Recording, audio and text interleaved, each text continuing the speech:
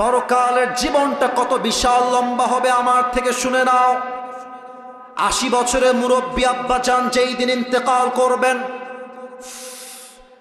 100 বছর যে মুরব্বীর বয়স, এ মুরব্বী যেই দিন ইন্তেকাল করে দুনিয়ার থেকে বিদায় নিবে, যখন তার পরকালের জীবনটা শুরু হবে, মুরব্বী দেখবে পরকালের জীবনটা huge long, it's very long, এত লম্বা সময় পরকালের জীবনটা হবে।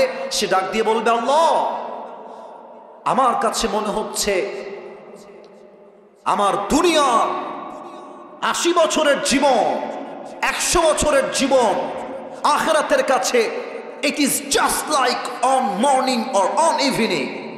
পুরো 100 বছরের জীবনটা পরকালে যাওয়ার পরে একটা সকাল কিংবা সন্ধ্যার মতো মনে হবে। আল্লাহু আকবার! How much long time it is, could you imagine that? কতটা লম্বা সময় হবে পরকালের জীবন। এটাই হচ্ছে আজকে আমাদের আলোচনার মূল বিষয়বস্তু। কমিটিকে ধন্যবাদ জানাই। যশোরে আমি প্রায় 4 বছর যাবৎ মাহফিল করেছি, বাট এতটা দায়িত্বশীল কমিটি আমি আমার লাইফে সেকেন্ড টাইম দেখার সুযোগ হবে কিনা জানি না, বাট আগে কখনো দেখি নাই। কারণ হলো আজকে যশোরের মাহফিল এটাই প্রথম যেখানে আমাকে 9টা 20-এ উঠিয়ে দেওয়া হয়েছে। এটার জন্য আমি বড্ড খুশনসিব। কারণ হলো 9টা 20-এ শুরু হয়েছে, 11টার মধ্যে শেষ হয়ে যাবে। আমরা বাসায় গিয়ে ঘুমাবো, তাহাজ্জুদটাও পড়বো, ফজরটাও জামাতে আদায় করবো, ঠিক কিনা বলে? আমরা চাই এমন কমিটি প্রত্যেকটা জেলায় জেলায় হোক, যা কথায় এক কাজেও এক, ঠিক কিনা বলে?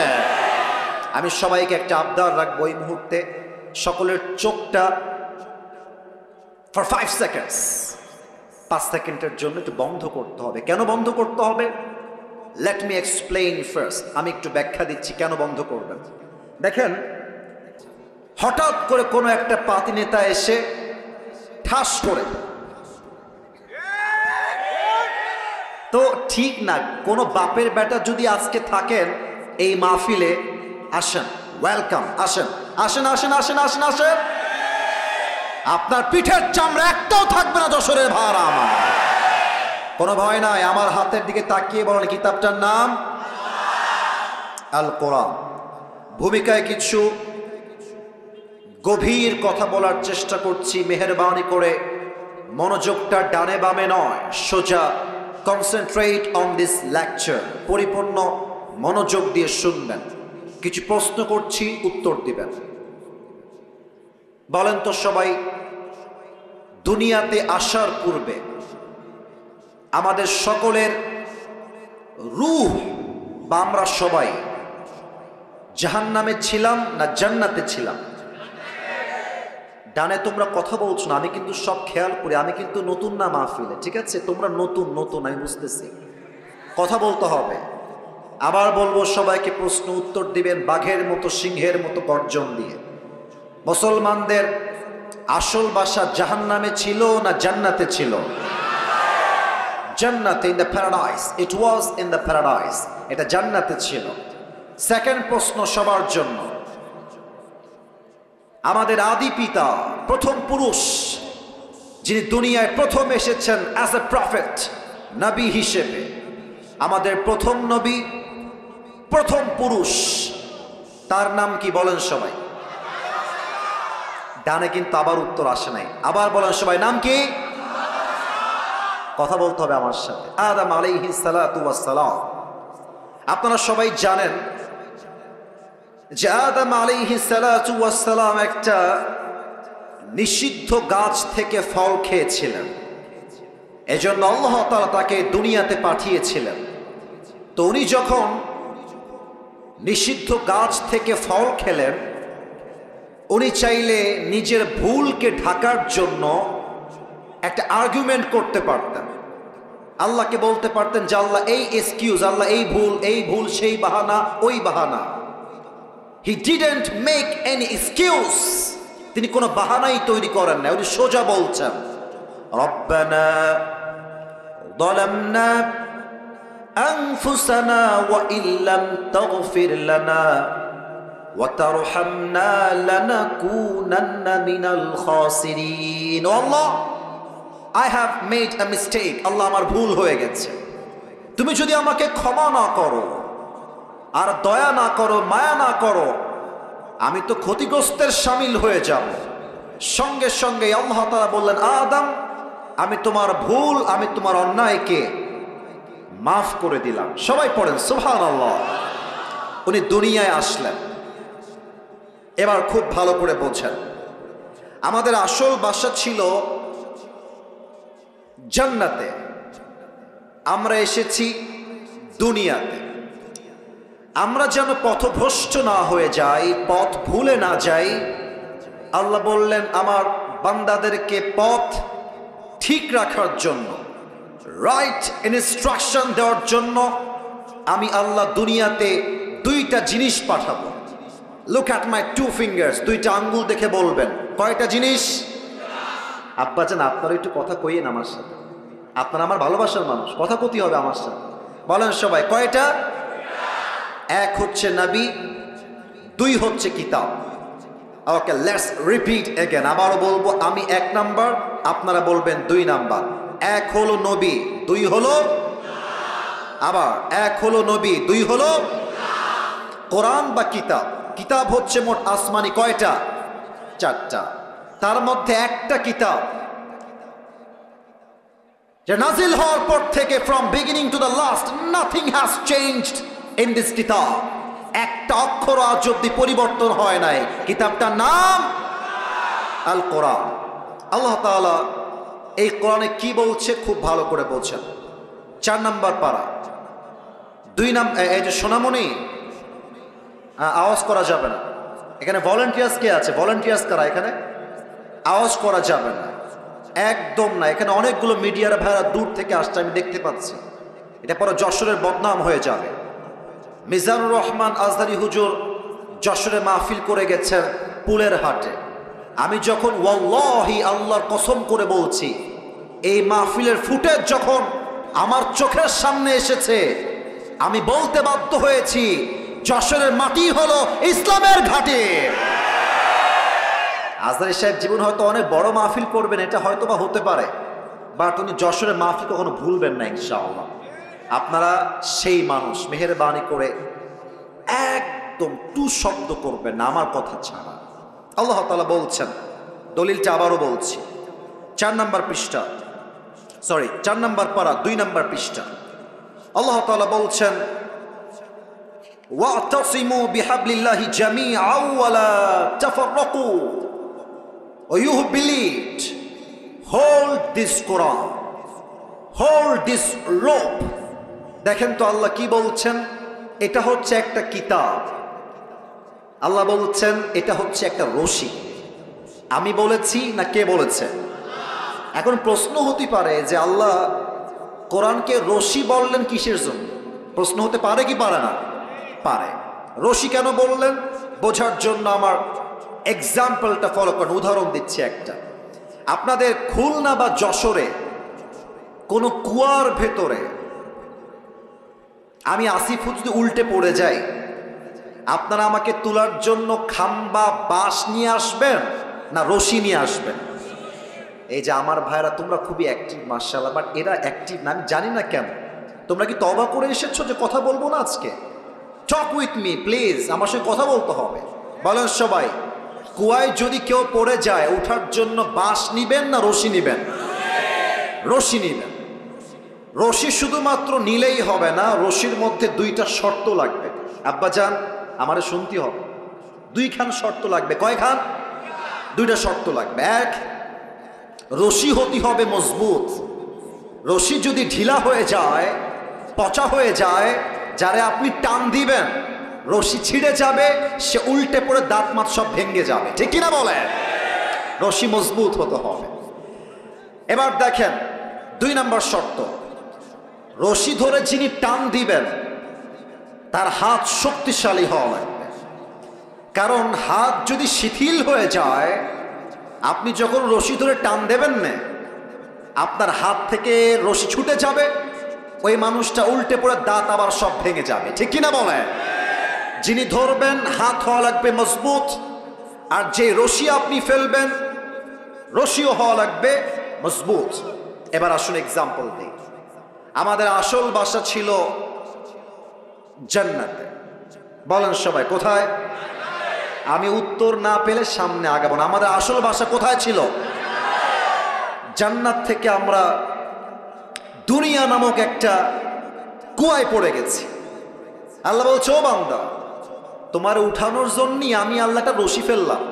ওয়াতাসিমু, শক্ত করে ধরো। সে রশিটা হচ্ছে আল কোরআন। এবার আমার উত্তর দেন, আল্লাহর এই জমিনে এই কোরআনটার মতো শক্তিশালী রশি সেকেন্ড আর কোনো কিছু কি হতে পারে? এবার আসুন সেকেন্ড প্রশ্ন। রশি তো মজবুত হয়ে গেল, এবং এই রশির মূল গোড়ায় যার হাত, সেটা হচ্ছে আল্লাহ তাআলার কুদরতি হাত। আল্লাহ নিজেই রশির গোড়ায় হাত দিয়ে ধরে আছেন। এবার আমাকে বলেন, আল্লাহর কুদরতি হাতের মতো শক্তিশালী হাত কোন নেতার হতে পারে? কোন মন্ত্রীর হতে পারে? কোন প্রধানমন্ত্রীর হতে পারে? আল্লাহ বলছে, বান্দা তোমরা কুয়ায় পড়ে গেছো, আমি আল্লাহ রশি ফেলেছি, ধরো, শক্ত করে ধরো। এই রশিকে ধরতে গিয়ে কে আহলে হাদিস, কে জামাত ইসলাম, কে চরমনায়, কে কওমি, কে আলিয়া, কে বিএনপি, কে জাতীয় পার্টি, কে চরমনায়, কে সরসিনা, দেখার টাইম নাই। আমার প্রথম পরিচয়, আমি মুসলমান ঘরের সন্তান। দলমত নির্বিশেষে কোরআনটাকে শক্ত করে ধরো। যদি তুমি ধরতে পারো তবে তোমার কি হবে? তুমি যে তোমার জান্নাতের বাসার থেকে হারিয়ে দুনিয়া নামক কুয়ায় পড়ে গিয়েছিলে, আমি আল্লাহ এমন একটা টান দিব, সবাই মিলে ধরো, আমি আল্লাহ তোমাদের সবাইকে আবার সেই হারানো বাসা জান্নাতে ফিরায় দিব। সুবহানাল্লাহ। আজকে এই কোরআন থেকে তাফসীর হবে। তবে আমার যেটা পার্সোনাল পয়েন্ট অফ ভিউ, যেটা আমি দেখতে পাচ্ছি আজকের এই মাহফিলে সর্বস্তরের লোক এসেছে। তবে আমার বিশ্বাস, যত মানুষ আজকে অ্যাজ এ অডিয়েন্স এসেছে, আমার ভুল না হলে আমি বলতে চাই ৮০% বেশি কলিজার টুকরা যুবক ভাই আজকের মাহফিলে এসেছে। আল্লাহ এদের সবাইকে কবুল করুক। পরের সবাই আমিন। আপনাদের বউ আছে? কার কার একটু হাত তুলেন তো। বউ আছে? আচ্ছা, বউ আছে আপনাদের, মাশাআল্লাহ। মুরব্বীরাও হাত তুলেছে, মাশাআল্লাহ। হাত নামান ভাই, হাত নামান। আর আপনাকে বউ নাই কার কার, তারা একটু হাত তুলেন দি ভাই। ইন্না লিল্লাহি ওয়া ইন্না ইলাইহি রাজিউন। আপনার কারো বউ নাই ভাই? সত্যি না মিথ্যা? আমি বিশ্বাস করি না। আল্লাহ যাদের বউ নাই সবাইকে দিনদার নেককার বউ দিয়ে দিক। পড়েন সবাই আমিন। আমি একটা কথা মাঝে মাঝে মজা করে বলি, যদিও আজকের মাহফিলে অনেক আলেম, ওলামা, মাদ্রাসার ছাত্র, মাশায়েখ এবং অনেক মুরব্বী আব্বা জানরা এসেছেন, তবুও আমি বলছি লজ্জাকে গুল্লি মেরে, যুবকদের চরিত্র ঠিক হবে কম্বল দিয়ে না, ল্যাব দিয়ে না, একমাত্র বউ দিয়ে যুবকদের চরিত্র ঠিক হবে। আব্বা যে বোঝে না কিসে শুনি, তা আমি নিজেও বুঝি না। আব্বা বুঝতেই চায় না। আব্বা খালি কয় তোরে নিজের পায়ে দাঁড়াতে হবে আগে। আব্বা যান, নিজের পায়ে দাঁড়াবে একদিন, বাট যে অন্যায় আপনার যুবকটা করছে, এই অন্যায়ের দায়ভার বড় মারাত্মক হবে। আর আগামীতে আসছে বিশ্ব নির্লজ্জ ভালোবাসা দিবস। আমার স্পষ্ট পয়গাম, যশোরের মাহফিলে ভালোবাসার দিবসের নামে যে বেহায়াপনা বাংলাদেশে চলছে, এই দিনে কোনো মেয়ে আপনার বাড়ির থেকে বাহিরে বের হতে পারবে না। স্পষ্ট ভাষায় আমার কথা, ভালোবাসার দিবস কোনো মুসলমানদের দিবস নয়, এটা খ্রিস্টানদের দিবস, এটা কাফেরদের দিবস। আমাদের ভালোবাসার জন্য কোনো দিন লাগে না, আমাদের প্রত্যেক দিনই হচ্ছে ভালোবাসার দিন। প্রত্যেকটা মুহূর্তেও ভালোবাসা দিয়ে এনজয় করতে চাই, ঠিক কিনা বলেন? তবে হারাম ভালোবাসা নয়, হালাল ভালোবাসা, ঠিক কিনা? আসুন আমরা 3টা তাকবীর দেই আল্লাহর নামে। 3টা তাকবীর শেষ হয়ে গেলে আমি আমার মূল আলোচনার বিষয়বস্তুতে ফিরে যাব। প্রথম তাকবীর দিবেন আমার প্রিয় আব্বাজান যারা এসেছেন এবং বিবাহিত যারা এসেছেন তারা। তবে বিবাহিত ভাইদেরকে বলবো, তাকবীর দেওয়ার আগে গলাটা একটু খাকায় ঠিক করে নিতে হবে ভাই। সবাই একখান কাশি দিন দে দেখি। আহ! বিবাহিত ভাইয়ারা তাকবীর দিবেন, সিঙ্গেলরা চুপ থাকবেন। বিবাহিত ভাইয়ারা, দেখা যাক আজকে কারা জিতে, কাদের গায়ের জোর কত বেশি। I would like to test everyone. সবাইকে আমি পরীক্ষা করে দেখতে চাই। প্রথম তাকবীর দিবেন বিবাহিত ভাইয়ারা, সিঙ্গেলরা চুপ থাকবা। বিবাহিত ভাইয়ারা আমার সঙ্গে তাকবীর দিবেন। নারে তাকবীর। বিবাহিত ভাইয়ারা তাকবীর দিয়েছে, মাশাআল্লাহ। হ্যাঁ, বস বস বস। বিবাহিত ভাইয়ারা এবার তাকবীর দিলেন, খুব ভালো হয়েছে, অনেক ভালো হয়েছে, মাশাআল্লাহ। এবার সিঙ্গেলদের পালা। সিঙ্গেলরা একটু জবান খুলে কাশি দাও। আল্লাহ জানে কারা জিতে আজকের এই মাহফিলে। দেখা যাক। মুরব্বী এবং বিবাহিত ভাইয়ারা চুপচাপ থাকবেন। এই মুহূর্তে আমার কলিজার টুকরা সিঙ্গেল ভাইয়ারা তাকবীর দিবেন। সিঙ্গেল ভাইয়ারা তাকবীর দাও। নারে তাকবীর। বিবাহিত ভাইয়ারা আমাকে মাফ করে দিয়ে, আই এম সো সরি। আজকে আমার সিঙ্গেল ভাইরাই জিতেছে, তারা পাস করেছে, ঠিক কিনা বলে? এই ওদেরকে এভাবে ধমক দিও না, ওরা আমার কলিজার টুকরা। এই যে সাদা পাঞ্জাবি, দরকার নাই, দরকার নাই, যান যান, দরকার নাই। ওরা আমার ভালোবাসা, ওদের কষ্ট দেওয়া যাবে না। থাক থাক, ওরা ওখানেই থাক। তোমরা আওয়াজ করবো না, তাহলেই হবে। আমি তোমাদের সাথে আছি। যুবকদেরকে কেউ না বুঝলেও আমি আসিফ হুজুর কিন্তু বুঝি যুবক ভাই। এবার আমরা সবাই মিলে একটা তাকবীর দিব। একটা তাকবীরের ঠেলায় আমি আসিফ হুজুর স্টেজ ভেঙে উল্টে পড়ে যাব। দেখা যাক কত জোরে আপনারা তাকবীর দিতে পারেন। শেষ তাকবীর, সবাই একটা কাশি দেন দেখি। নারে তাকবীর। আল কোরআনের আলো, আল হাদিসের আলো, কোরআন হাদিস যেখানে, আলেম ওলামা যেখানে, যশোরবাসী যেখানে। আপনাদের স্লোগান প্রমাণ করলো আমার সামনে যারা বসে আছে একটাও বিড়ালের বাচ্চা নয়, সব সিংহের বাচ্চাগুলো আমার সামনে বসে আছে। আল্লাহ যেন কবুল করে। পড়েন সবাই আমিন। আজকের এই মাহফিলে আমাদের আলোচনা সেন্ট্রাল থিম বা সাবজেক্ট ম্যাটার হলো the life of hair after, পরকালের জীবন। আমার প্রিয় যশোরের ভাইরা, আমাকে উত্তর করতে হবে, দুনিয়ার জীবন না পরকালের জীবন? কি একটা অবস্থা, আওয়াজ কমে যায় কেন রে বাবা? দুনিয়ার জীবন না পরকালের জীবন? আর একটা কথা কতি আমি বাধ্য হচ্ছি ভাই, কেউ যদি আমার মাহফিল থেকে উঠে যান, আমি কিন্তু মারাত্মক লেভেলের ধমক দিব আপনাকে। আমার মাহফিলে আসা যাবে, বসা যাবে, ওয়াজ শোনা যাবে, উঠে যাওয়া যাবে না। খবরদার, কাউকে যেন আমি আমার ডান বাম সামনে থেকে উঠে যেতে না দেখি। আর যদি তোমার পাশ থেকে উঠে যায়, ভদ্রতার সাথে লুঙ্গিটা টান দিয়ে ধরে বসায় দিবা, তবে লুঙ্গি যেন খুলে না যায়, খুলে না যায়। আচ্ছা, এবার আমরা শুরু করছি। কোনো আউল ফাউল কথা নয়, কোরআন থেকে হাদিস থেকে আমি প্রত্যেকটা কথা I will try my best level by mentioning the reference. যতটুকু পারা যায় প্রত্যেকটা কথার দলিল দিয়ে কথা বলবো। আমি আমার আলোচনা শুরু করছি। বলুন সবাই, আলোচনার মূল বিষয়বস্তু দুনিয়ার জীবন না পরকালের জীবন? পরকালের জীবন।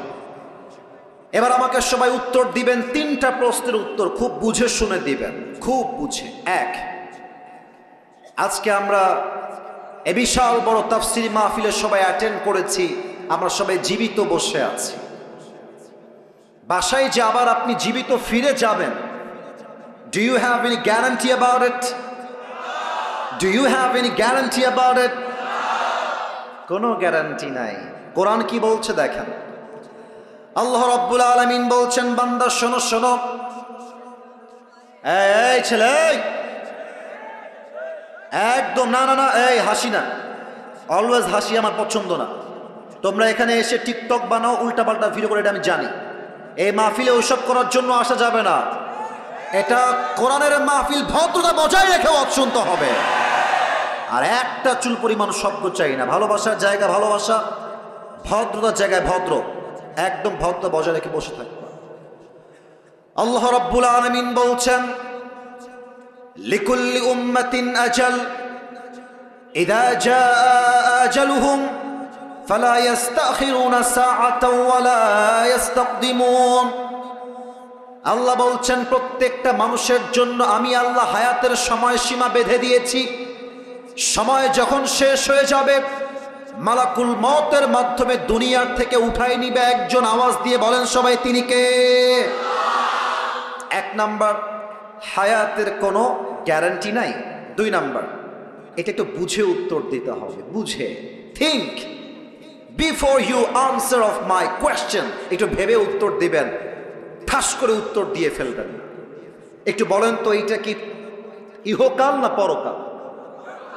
এই যে ভয় পেয়ে গেছেন, আরে ভাই কথা বোঝা যায় তো, পরকাল না ইহকাল? এটা কি আখিরাতের জীবন চলছে না দুনিয়ার জীবন চলছে?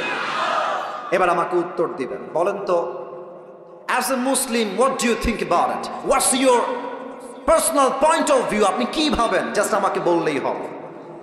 আমার প্রিয় যশোরের ভাইয়েরা, আমাকে জবান খুলে উত্তর দিবেন। আপনার চিন্তা আপনাকে কি বলছে? দুনিয়ার জীবন কি বেশি উত্তম না পরকালের জীবন বেশি উত্তম? পরকালের জীবনটা বেশি উত্তম। তার দলিল কি? দলিলটা শোনেন। 30 নম্বর পারা, সূরাতুদ দুহা, ঠিক 4 নম্বর আয়াত। আল্লাহ তাআলা বলছেন, ওয়ালাল আখিরাতু খায়রুল লাকা মিনাল উলা। ও আমার বান্দা, শোনো শোনো, দুনিয়ার চাকচিক্য দেখে পাগল হয়ে যেও না, মাতাল হয়ে যেও না, হতাশ হয়ে যেও না। মাথায় রাখবা, দুনিয়ার জীবনটা উত্তম জীবন নয়, বরং দুনিয়ার চাইতে আখিরাতের জীবনকে বেশি উত্তম করেছে একজন, তিনি কে? The life of hereafter is much more better than this worldly life.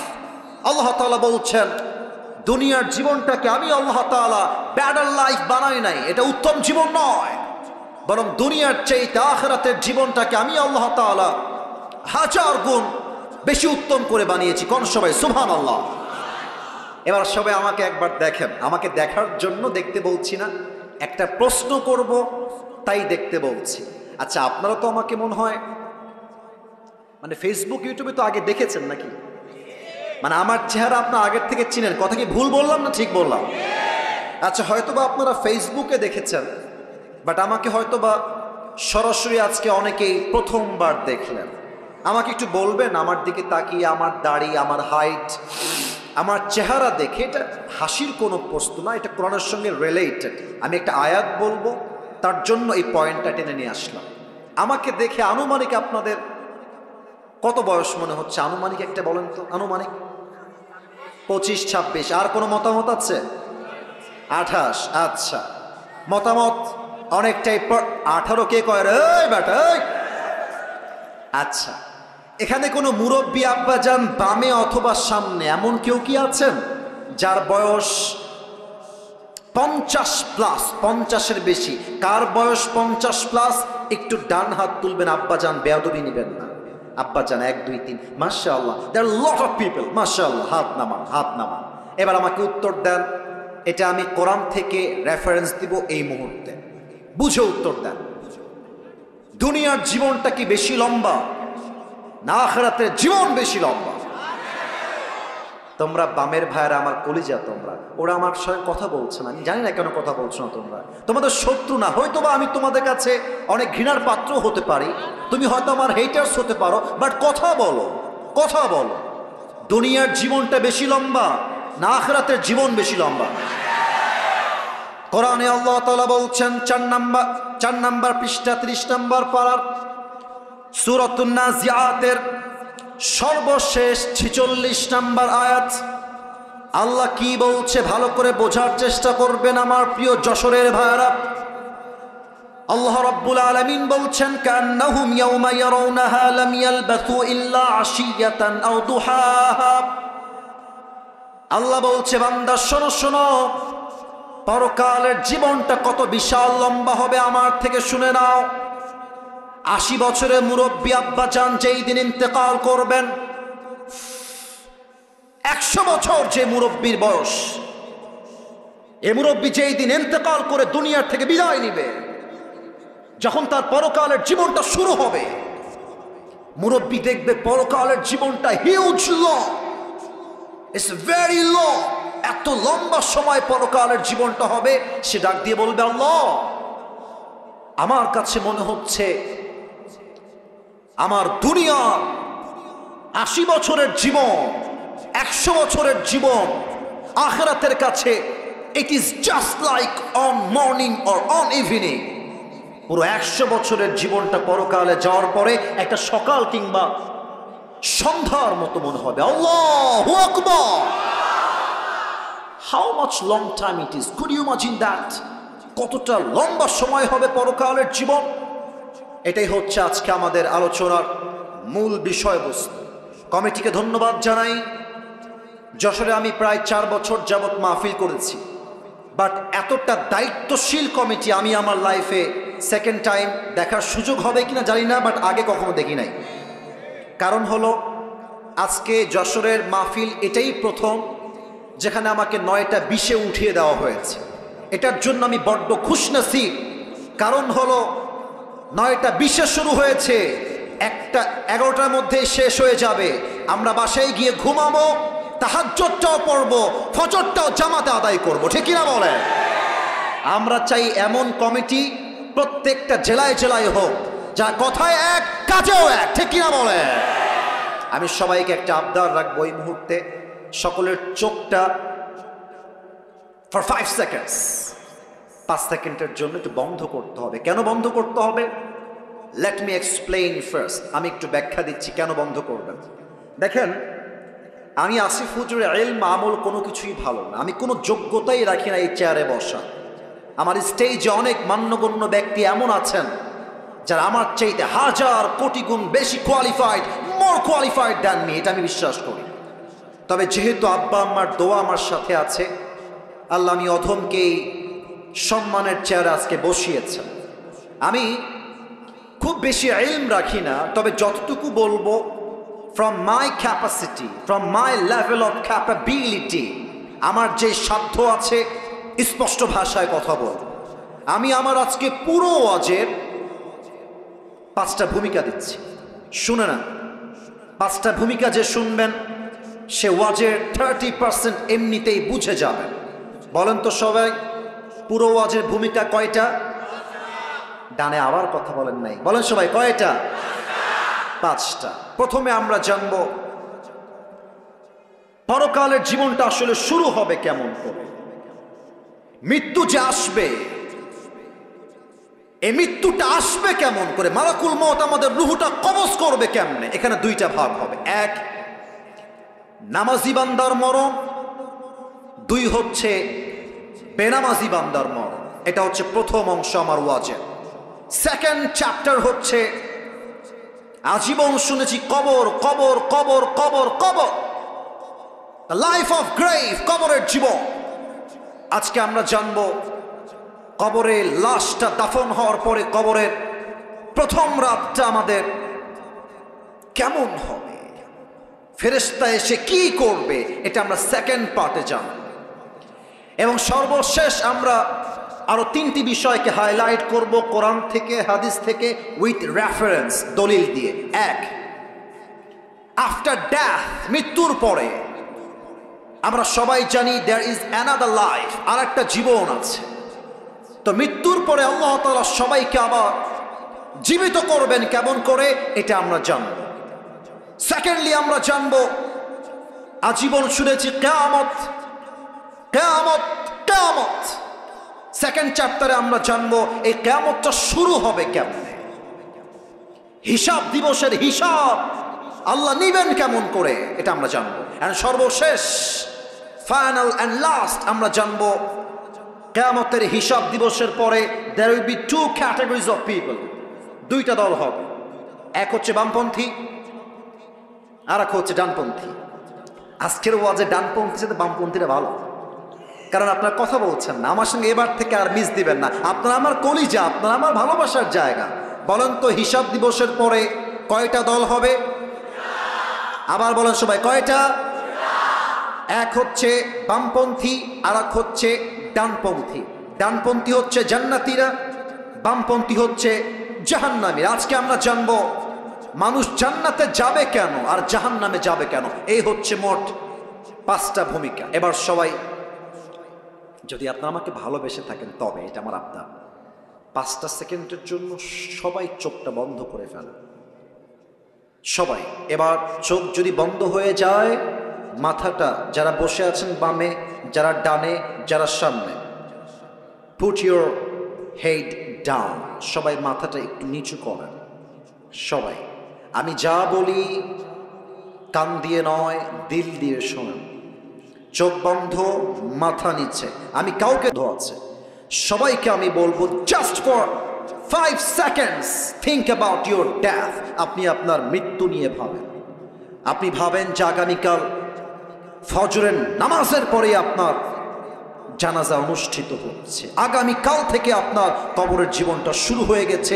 Just think like this for 5 seconds। 5টা সেকেন্ডের জন্য মৃত্যুকে নিয়ে একটু স্মরণ করেন। আমি গুনছি 1 থেকে 5। 1,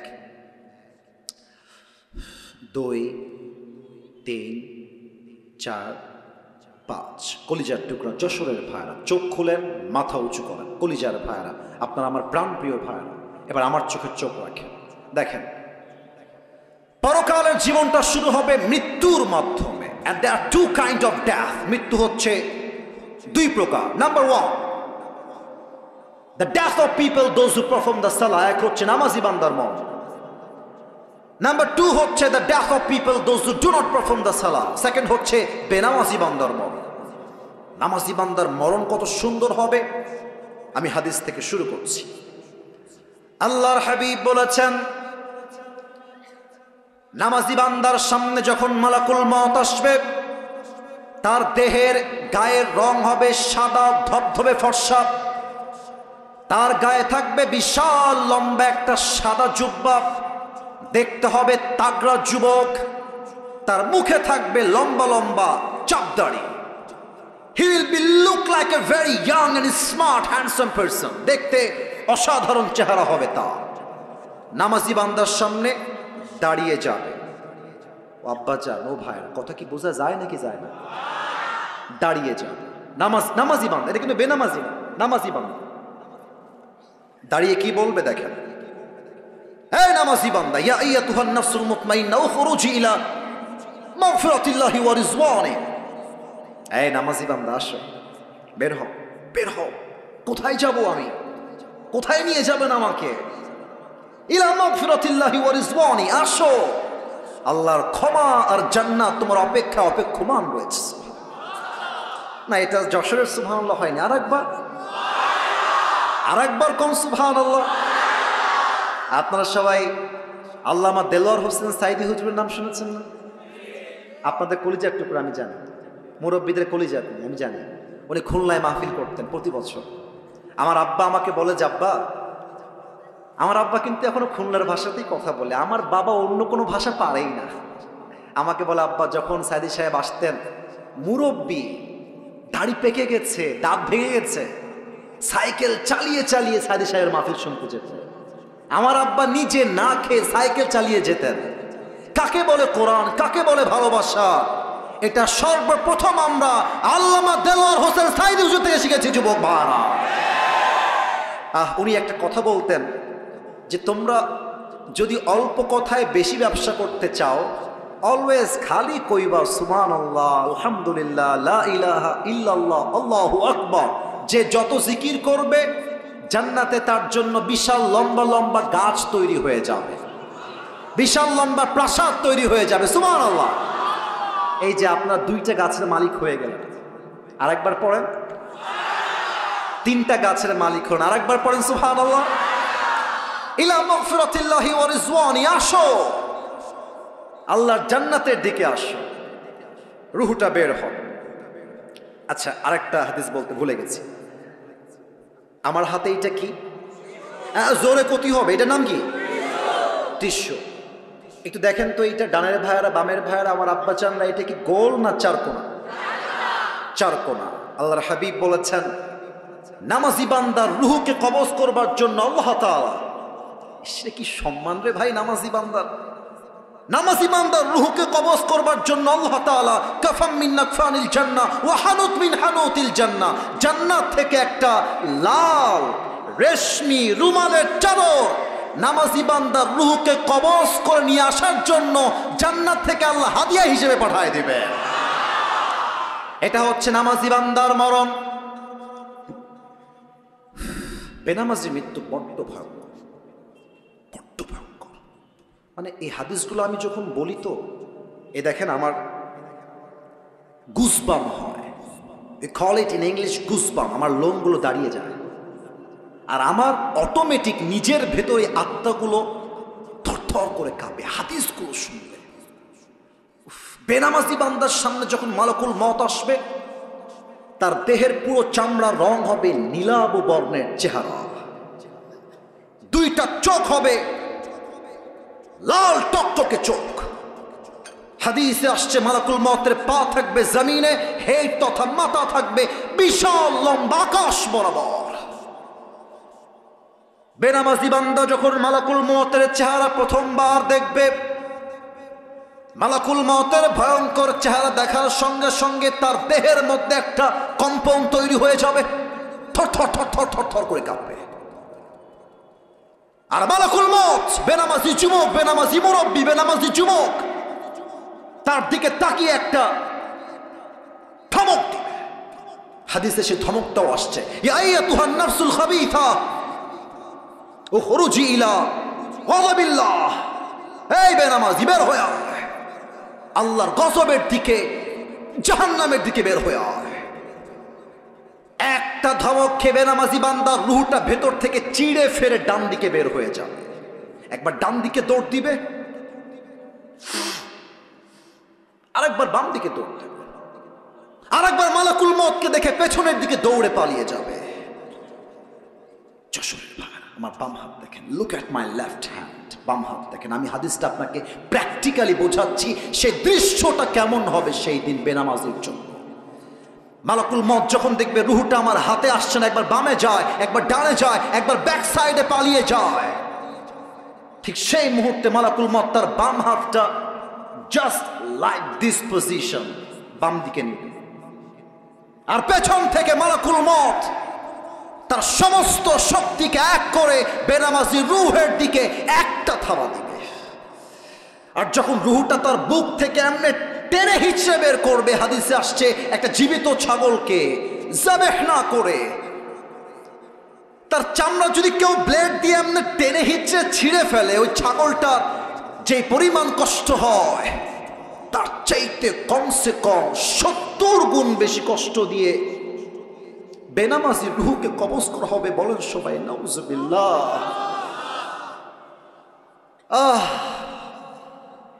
70 গুণ বেশি কষ্ট।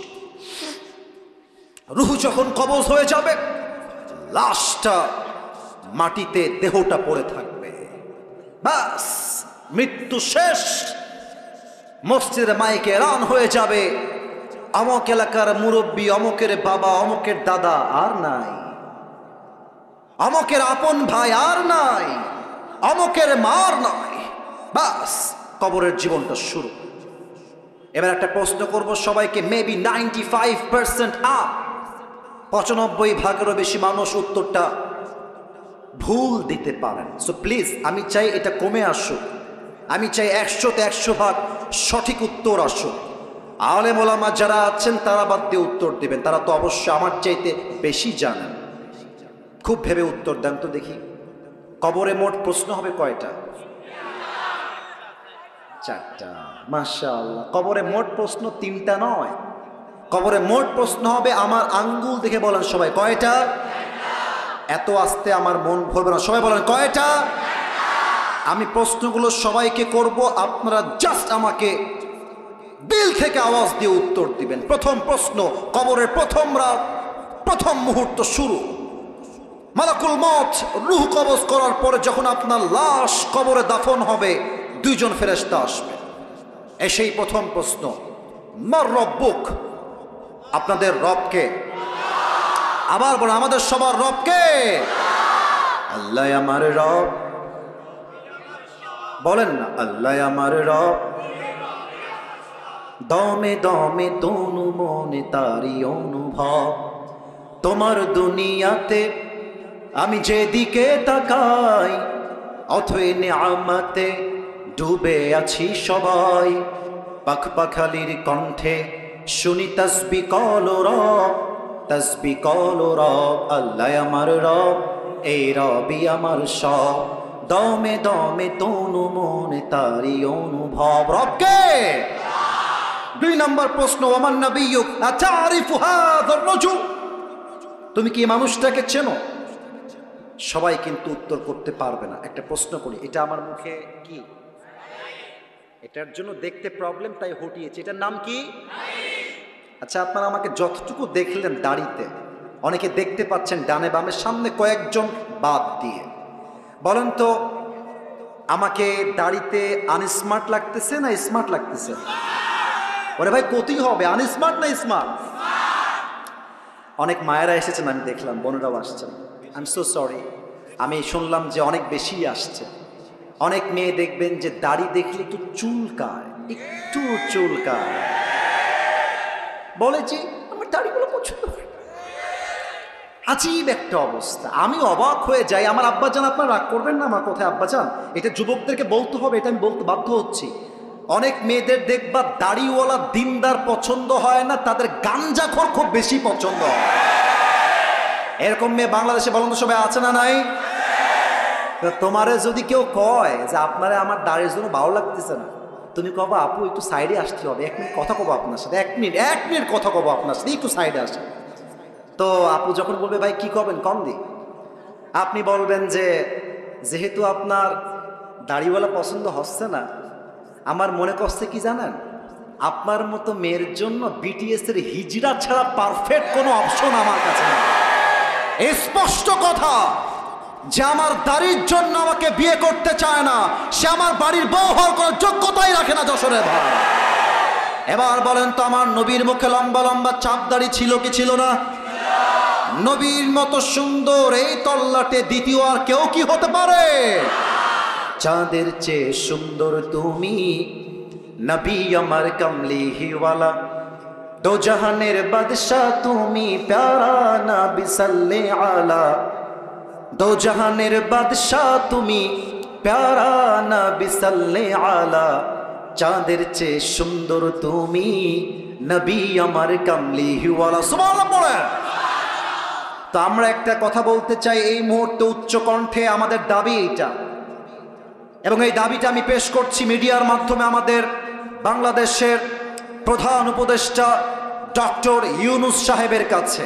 আমরা আপনাকে ভালোবাসি, আমরা চাই যতদিন আপনি আছেন দেশটা আপনি চালান, তবে আপনি থাকা অবস্থায় সংসদে একটা আইন বাধ্যতামূলক পাশ করতে হবে।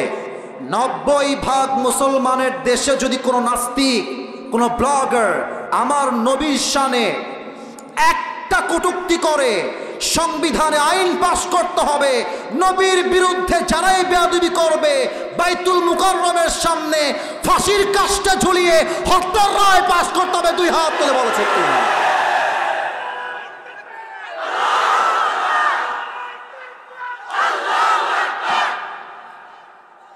শাপলা চত্বরের ইতিহাস ভুলে গেলে চলবে না।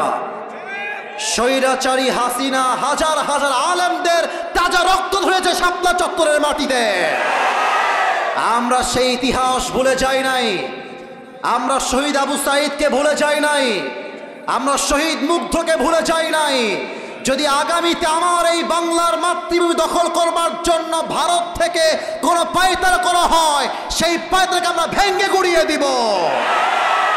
কিছু সাংবাদিক আছে, বাংলাদেশ আর থাকবে না। চিনতে পারছো তোমরা সবাই? নাম বলতে হবে না, নাম বলতে হবে না, নাম বললে মানে মুখটা নাপাক হয়ে যাবে। এই বেটাকে দেখলে আমার হকার তো সম্মান হয়ে যায়।